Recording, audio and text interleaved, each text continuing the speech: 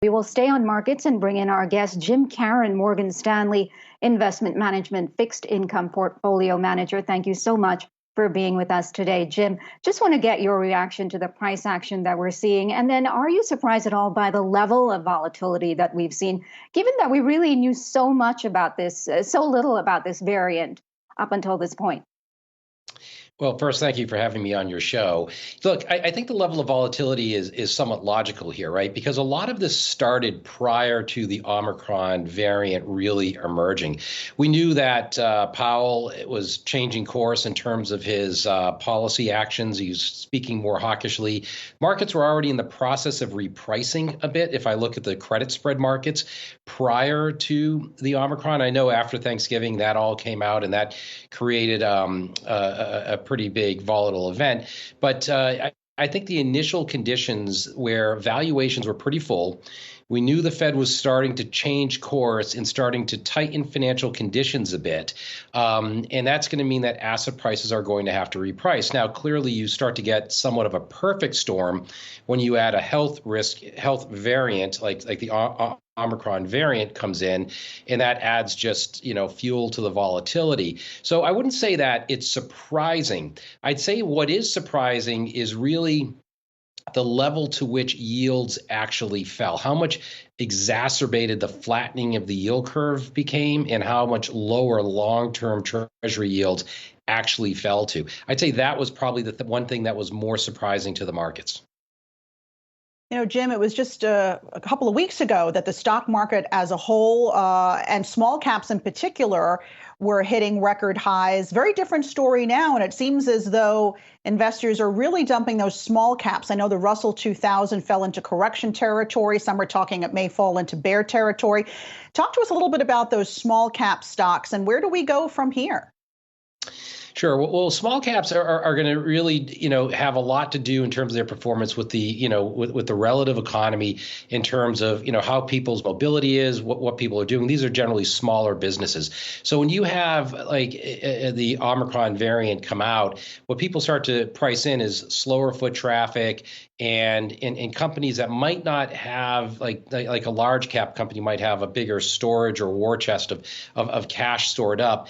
Now, once you start to get into a situation where consumption might start to get impeded upon because of this, travel and foot traffic starts to get impeded, this is where small caps are really going to start to have a bigger price difference. We also have to recognize that they were doing very, very well. And my personal opinion is that they can probably continue to do well as we get past this variant. Given last week's jobs numbers, Jim, there's been a lot of talk that the Fed, accelerates the pace of tapering and then also considers hiking rates sooner. What is your opinion? Where do you stand on that? And does it create a taper tantrum? Okay, so first, I don't think it creates a taper tantrum. We've seen long-term yields come down. We've seen bond yields, be relatively stable, even with the announcement. So I think the ship has sailed on a taper tantrum. The other is that the net issuance of treasuries is still very, very low. So there's a lot of demand for U.S. treasuries. So I think, like I said, taper tantrum is off the table.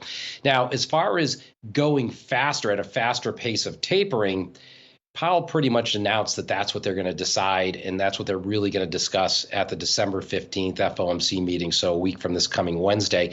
So I think we're all braced for that. I don't think it has a material impact on the level of yields. I think the markets are already anticipating it, and like I said, we're seeing the exact opposite impact right now on yields. We're seeing yields go down as opposed to higher. But you bring up a very, very good point, which is that people think of this in terms of sequencing risk, meaning that once you're done tapering, you can start to hike interest rates. So the faster you're done tapering, the sooner you can start hiking interest rates. So that means that many forecasters have now started to bring forward their first rate hike from, say, the beginning of the third quarter to sometime at the start of the second quarter. So bringing that forward by about 3 months, and many forecasters are even calling for 3 rate hikes. In fact, the markets are pricing 2 to 3 rate hikes next year. So all of this is in the price. The question is, how far does the Fed actually go? And this is where the markets are in the exact opposite position. So while we're pricing in a faster pace of rate hikes by the Fed, we're also pricing in that they may not be able to go to as many rate hikes. So what the market is saying is that the Fed will be able to hike no more than 6 25 basis point rate hikes, and that the terminal Fed funds rate, where the Fed stops hiking, is at 1.5%. versus what the Fed is telling us, which is 2.5%. So this is where the big disconnect actually is, and it's one of the reasons why long-term yields are so low.